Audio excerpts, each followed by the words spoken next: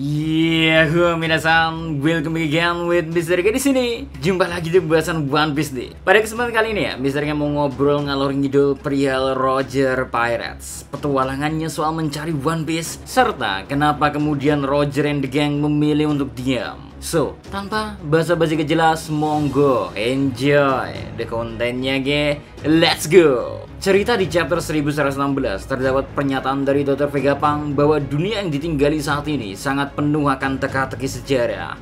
Namun di antara itu semua ada satu grup yang sudah mengetahui semuanya, tetapi memilih untuk diam. Kelompok itu adalah sang raja bajak laut Roger Pirates. Ketika Rayleigh mendengar hal ini ya, kita melihat gimana reaksinya kan. Rayleigh sambil tersenyum bangga membalas, "Bukankah tidak bagus mengganggu kesenangan anak muda?" Iya kan Roger? Sebuah kata-kata yang seolah jadi pesan ke kita semua soal gak asik kan kalau semuanya terjadi begitu saja. Lebih asik ketika kita coba membongkar semuanya one by one dan mengalaminya sendiri. Yaps, perihal One Piece, kalimat Rayleigh sungguh mendeskripsikan relasi kita dengan cerita One Piece itu sendiri deh. Bayangin, akan sehambar apa dunia semisal propaganda soal apa itu One Piece sudah terbongkar secara penuh. Gak bakal ada kisah soal Yonko, Shichibukai, hingga Supernova. Bagaimanapun apa yang dipilih oleh Roger dan kawan-kawan untuk tetap memilih diam dan hanya membuka keran dengan memberi kalimat terakhir, One Piece is real, sudah cukup membuat dunia langsung menemui era barunya. So, apakah berarti Dr. Vegapunk mengganggu kesenangan? Tentu enggak, Rek.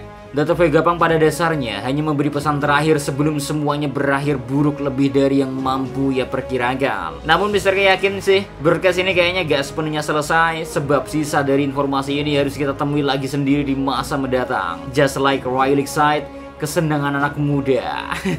Tapi apa ya, alasan yang paling kuat soal gimana Roger dan krunya memilih untuk diam, Mr. K yakin bukan karena masalah ingin memberikan kesenangan pada anak muda alias generasi mendatang doang, melainkan ada suatu hal yang memang lebih kompleks dari kelihatannya. Ini yang sepertinya tak bisa diketahui dari Dr. Vegapunk yang hanya mengetahui sejarah dunia berdasarkan catatan historis dan hipotesis semata. Mari Mr. K coba ungkap one by one ya, kenapa Roger and the gang memutuskan untuk diam soal rahasia dunia ya.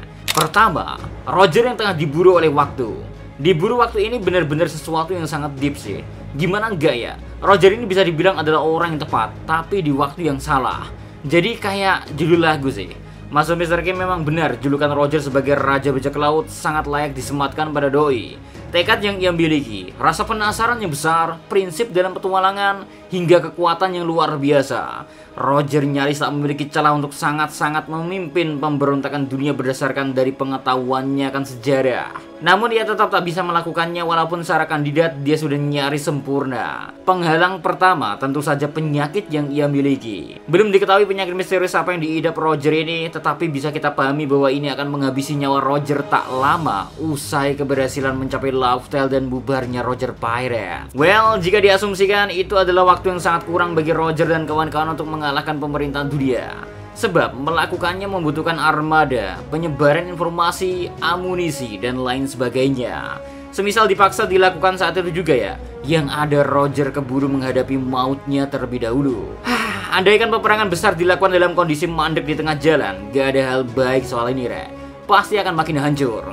Dunia makin kolaps dan tujuan yang sama bisa jadi terwujud lebih cepat memanfaatkan segala sesuatu yang setengah-setengah ini. Lalu faktor kedua, selain perburuan dengan waktu, Roger memang mau bagaimanapun belum ditakdirkan sebagai Joy Boy. Ya, ini berkaitan sama waktu yang salah tadi, Rek. Sayang banget Roger harus hidup di mana penunjang untuk menyalakan tekad kebebasan masih sangat kurang. Nah, apa aja? Ya, diantaranya kemunculan Poseidon. Roger saat menanyakan perihal Putri Duyung ke Charlie dan gak taunya lahir 10 tahun lagi. Mr. K yakin ya Roger pun menyadari ia lahir terlalu cepat, serta gak mampu memaksakan untuk hidup lebih panjang dari kurun waktu 10 tahun itu. Selanjutnya adalah buah hitohitonomi model Nika. Buah ini belum ketres secara pasti selama Roger Pirates menjalani kisah petualangannya, Re. Sehingga tak didapatinya buah Nika ini, yang mana adalah kunci untuk memenangkan pertempuran besar tadi, lagi-lagi menjadi pengingat bahwa Roger tetap tak dapat melakukannya. Buah Nika baru ketres saat era Shanks. Sebab itulah Roger memilih untuk menerima segalanya. sembari berharap di masa yang akan datang, Joy Boy yang ditakdirkan agar melakukan tugasnya sesuai kisah yang ia dapatkan sepanjang mencari One Piece. Maka dari itu juga ya, kita jadi mengetahui kenapa Shanks sampai berkorban sebegitunya untuk apa ya, menyelamatkan Luffy di masa lalu. Karena semua itu demi melindungi masa depan. Shanks sebagai bagian dari petualangan Roger sepertinya sudah memahami betul bahwa Luffy telah dipilih oleh Nika dan mempercayakan Tell alias kisah selanjutnya kepada Luffy untuk menjawab apa yang tak mampu dilakukan sang Kapten Roger. Bahkan kenyataan ini sepertinya tak didapatkan oleh Vegapunk karena ya tadi pengetahuannya akan sejarah masih tak selengkap Roger dan kawan-kawan. Beruntung Dr. Vegapunk melakukan siaran ini ketika Luffy dan transformasi Nikanya sudah terjadi. Andai kecepatan aja ya, mungkin nasib dunia bakal tak sebaik kondisi sekarang ini Semua tetap punya aspek yang saling melengkapi sih. Tindakan Dr. Vegapunk setidaknya ya menyadarkan pihak yang tak terpikirkan soal harta layaknya bajak laut, membuat mereka sadar bahwa pemerintahan dunia perlu dilakukan revolusi. Meski tadi kita udah bahas soal Roger Pirates yang memilih untuk diam, tapi tak sepenuhnya mereka tak melakukan apapun. Para kru Roger masih melakukan tindakan soal kemungkinan kejadian buruk menimpa dunia. Misalnya ya, soal gak memakan buah iblis. Shanks yang mencoba mengamankan buah iblis Nika, hingga Rayleigh yang beralih profesi jadi pelapis kapal. Mereka berjuang dengan cara yang dapat mereka upayakan sebaik mungkin, sambil memberi kebebasan pada generasi penerus. Asik kan?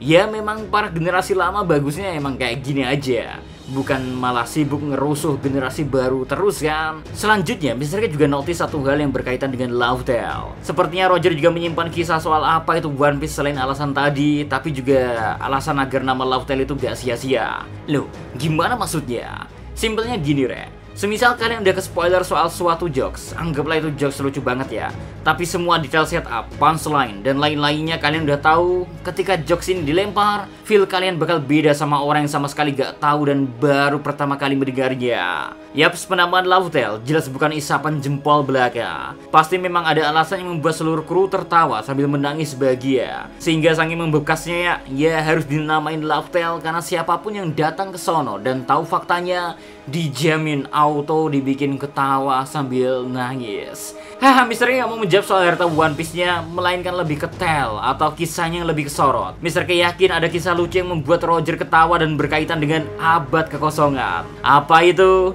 Ya, asumsi Mr. K adalah alasan peperangan di masa lalu. Sebab di chapter 1115 kemarin, alasan peperangan terjadi karena perbedaan ideologi, dan Dr. Vegapunk tak tahu soal yang benar di pihak mana dan salah di pihak yang mana. Nah, gimana kalau ternyata alasan peperangan jauh lebih sederhana dari yang kita duga? Simpelnya, alasannya bener-bener konyol banget. Entah kenapa, berhubung kisah Egghead ini berbarengan sama comebacknya Dory dan Brogy, Mr. K jadi ngerasa deja vu. 900 tahun yang lalu, selama 100 tahun ya, masa peperangan yang terjadi di abad kekosongan. Kalian tahu berapa lama Dory dan Brogy bertarung? Yap, 100 tahun juga. Alasannya simpel banget sih, cuman karena berdebat tangkapan ikan siapa yang lebih besar. Dan yang menanyakan itu adalah seorang gadis kecil. Iya, cuman karena ribut ikan siapa yang lebih gede. Mereka bertarung selama 100 tahun lebih, sebelum kemudian menurunkan ego dan kini sama-sama menolong Luffy. Sekarang, gimana kalau ini adalah sedikit gambaran Oda bahwa bisa aja pertarungan abad kekosongan sebenarnya tercipta karena permasalahan yang lebih sederhana dari yang kita kira. Ini yang kemudian bikin Roger dan kawan-kawan gak bisa berhenti tertawa Kisah yang seperti apa? Itu belum bisa Mr. K jawab. Meski ada juga beberapa pihak yang mengatakan ada kisah cinta segitiga antara Im, Joy Boy, dan Lily. Soalnya diceritainnya Im sama melihat foto wanita mirip dengan Vivi terus mencocokkannya dengan Lily. Ya, bisa aja memang, tapi Mr. K belum mau menanggapi asumsi ini dulu, mengingat clue-nya masih terlalu sedikit atau dangkal lah ya. Yang pasti kisah abad kekosongan pasti punya kelucuannya sendiri, dan letak kelucuan itu ada di alasan peperangannya. Nah, biar feel Laugh Tale-nya gak hilang, makanya Roger pengen anak muda bersenang-senang di sono So, One Piece pada dasarnya kisah yang selalu menghadirkan tawa kan? Gimana menurut kalian? And then mungkin itu dulu yang bisa Mr. K sampaikan soal konten ngobrol ngalor ngidol di kesempatan kali ini. Kita ketemu lagi di next konten, oke? So, see you next time. Adios di Caramelos, stay safe everyone. Salam Adivedia.